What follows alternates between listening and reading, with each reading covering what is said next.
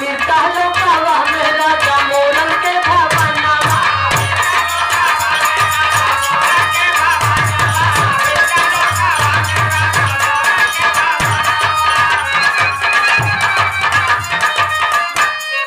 तीनों लोका जुटाया जपावई के भोजनवा।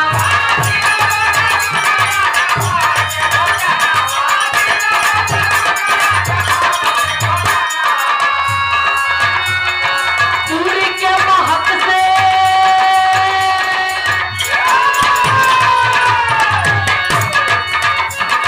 चूड़ी के महक से मुँह में आवे पानी चला हो मोरे लिए नाक चहुरी बोला।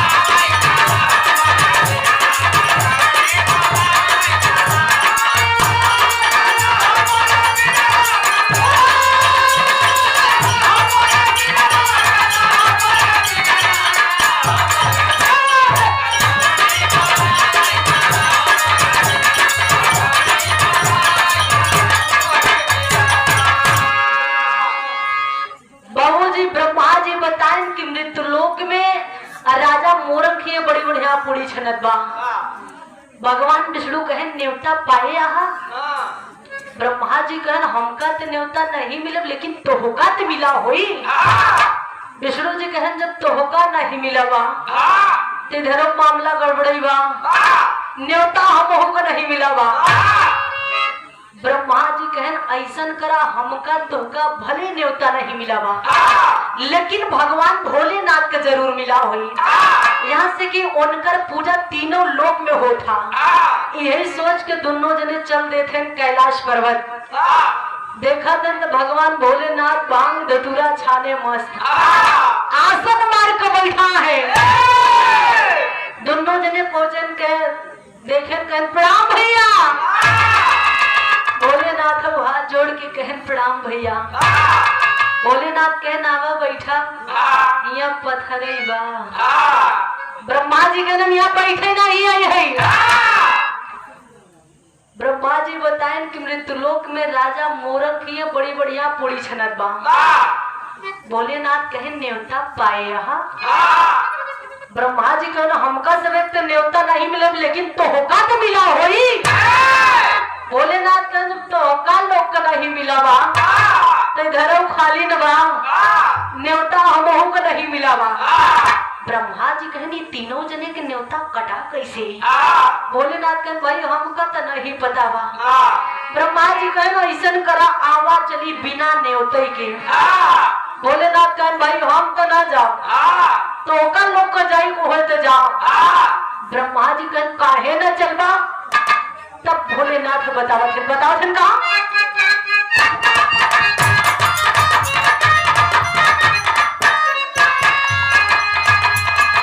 बिना नेवते के नैहर गई गुजरिया हो गई गुजरिया।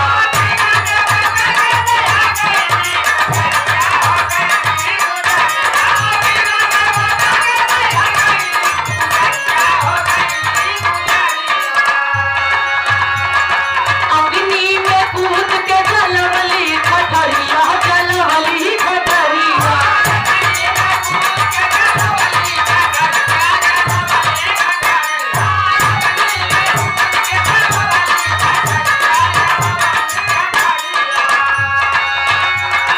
उन दिन के सोच के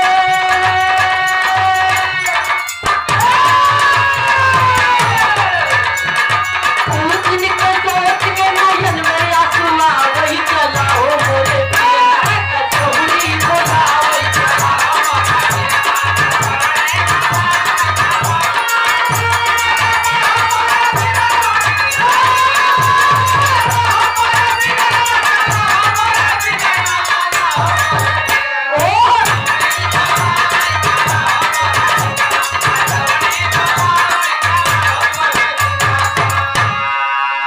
भगवान भोलेनाथ कहन कि एक बार सती जी अपने नैहर राजा दक्ष यहाँ बिना न्योता कर गई। वहाँ हमार अपमान नहीं सही पाई, हवन कुंड में कूद के अपन जान दे दी। यहाँ से बिना न्योता का जाबा तो कुछ ना कुछ अंड बंड जरूर हुई। भाई हम तो ना जब तोहका लोग का जाई को होते जा। ब्रह्मा जी के ने विष्णु भैया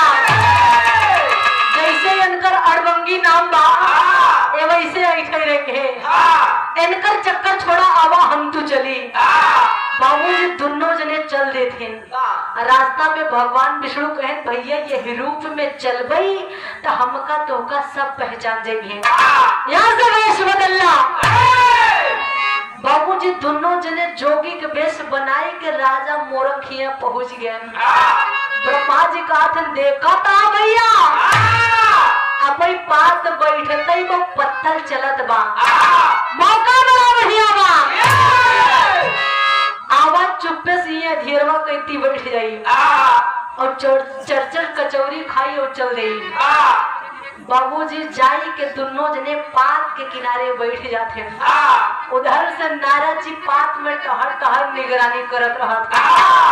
भगवान विष्णु के निगाह पड़ा, कहे भैया वह तोरे बंसव वाले है।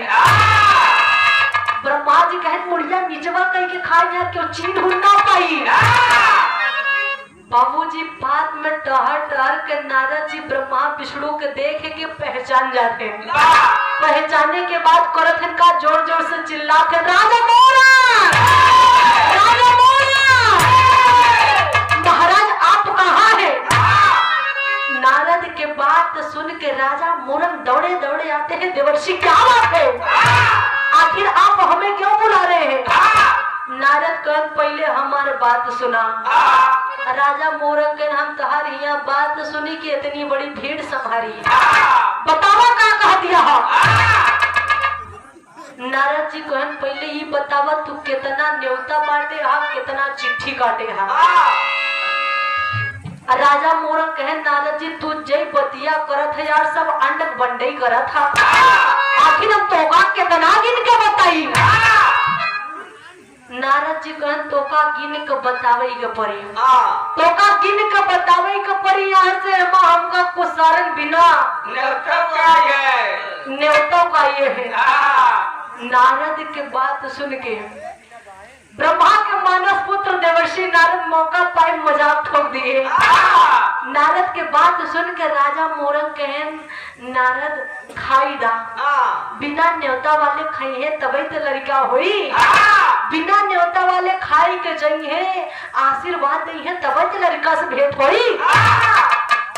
नारद कहे बिना न्योता वाले, बिना न्योता वाले अगर खाए तो लड़का से भेंट ना है। राजा वह जो पात के किनारे दो जने बैठा है वो ब्रह्मा विष्णु है। अब चल के उनसे मांगा लड़का, मांगा हम आवत ही।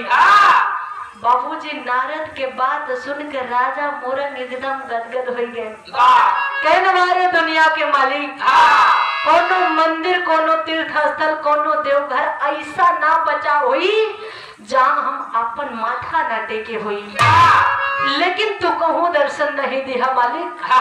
आज हमरे दुआरे बिना न्योता को पूरी खाया है दीनानाथ, हमसे बड़ा सौभाग्यशाली के हुई। नारद जी को पहले चलकर लड़का मांगा। बाबूजी राजा मोरंग जाए के ब्रह्मा जी के घोड़े पे बहराई पड़त है। वाले का डेरावा सर्गिया वाले का डेरावा बतई देर छटकी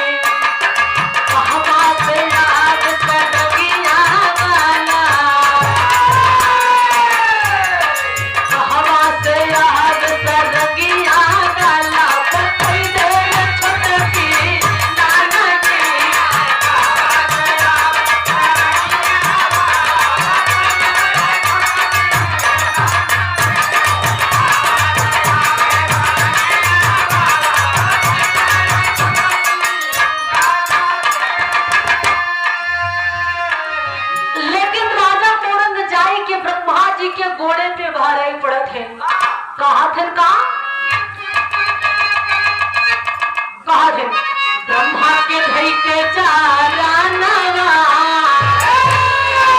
ब्रह्मा के धई के चारानवा, रई रई के बोले हैं भूपति, ब्रह्मा के धई के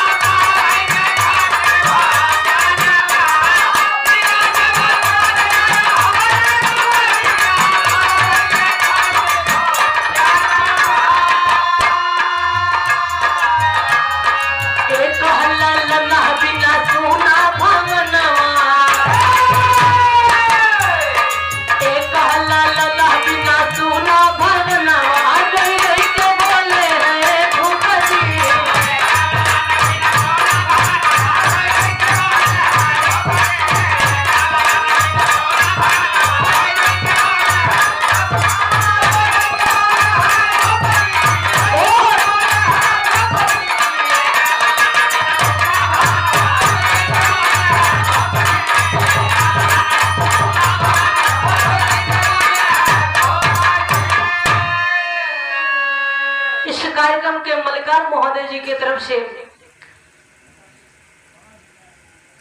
उनके सुपुत्र जो घोड़े पे जाई के राजा मूरख भाराई पड़त हैं, कहा दिन हे पितामह, हे सृष्टिकर्ता, हे ब्रह्म देवता, हमका एक लड़का चाहिए। ब्रह्मा जी बिगड़ के कहा दिन ब्रह्मा ही ऐसी ब्रह्मा होते, अरे यार हम ऋषि मुनि होई के तोहरे दुआरे न्योता खाई यही का दूर पूरी खाई नहीं चला गई, हम ब्रह्मा ना है। तब तक नारद जी आई जाते, ब्रह्मा जी राजा मोरन से तो झूठ बोल दे हैं, लेकिन नारद से कैसे बोले? नारद जी कहन तो ब्रह्मा ना आया, बोला बोला बोला तो ब्रह्मा ना आया। ब्रह्मा जी कहन अही अही अही हम ब्रह्मा ही। नारद जी कहन राजा मोरन का कार्य है। नारद जी कहन कि ब्रह्मा राजा मोरन का कार्य है। नारद जी कहन कि ब्रह्मा जी कहन राजा मोरन लड़का मांगत है।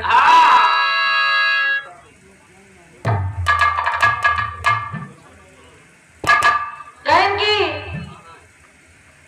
का कहा दिया है?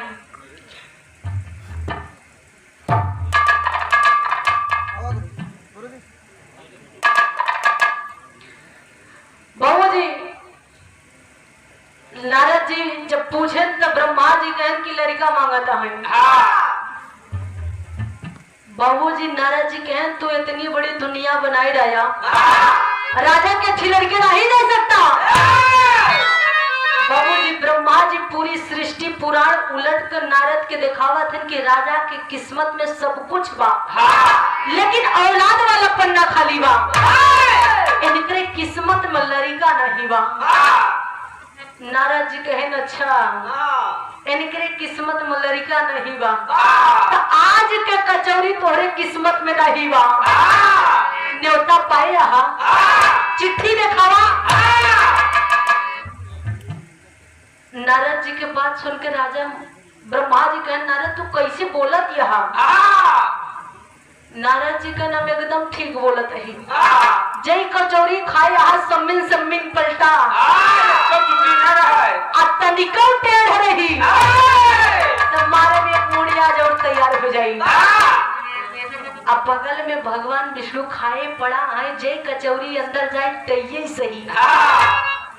नारद के बात सुन के ब्रह्मा जी कहना रे यार भैया तू खाए पड़ा रहा, यहाँ झामर रह गई। भगवान विष्णु कहते हैं देवर्षि क्या बात है? बाबूजी भगवान के बात सुन के नारद जी कहे राजा मोरन लड़का मांगते हैं, यही पर इतना बड़ा भंडारा खाने है, इनके किस्मत में लड़का नहीं शिवा। बाबूजी भगवान विष्णु राजा मोरंग का आशीर्वाद देते हैं कि जा राजा आज के 9 महीना तोहरे आंगन में लड़का पैदा हुई। इतना आशीर्वाद दे कि राजा मोरंग के भगवान विष्णु ब्रह्मा जी सीधा कैलाश पर्वत पे पहुंचे। देखा थे भगवान भोलेनाथ कह आवा भैया नेता खाई खाई गया 2-4 कचौड़ी हम ऊपर ले भगवान विष्णु कह भैया जहां मरज ही गया। भोलेनाथ कह क्या बात है। ब्रह्मा जी बताएं कि भैया विष्णु राजा मोरंग का आशीर्वाद दे आए कि जा राजा आज के 9 महीना तोरे आंगन में लड़का पैदा हुई। जौने घड़ी में आशीर्वाद दे आए उम्र ना क्यों को जन्म बा ना क्यों को मृत्यु हुआ। अब हम दोनों भाई राजा के आंगन में भोजन कर चुका है। अब मर्यादा आप ही के हाथ में बा। भोलेनाथ कहे नहीं भैया पूरी तू लोग खाया देवता तू लोग खाया लड़का बन के हम जाइए भोलेनाथ को न हम तना जाम लेकिन हमार शिष्य नीलकंठ है उन्हीं के भेजा। बाबूजी भगवान भोलेनाथ नीलकंठ को बुलाकर कहते हैं कि बेटे कुछ ही दिन की बात है राजा मोरंग लड़का बन के चला जा। बाबूजी नीलकंठ बात मान लेते हैं बिरहा में तेरी लगी।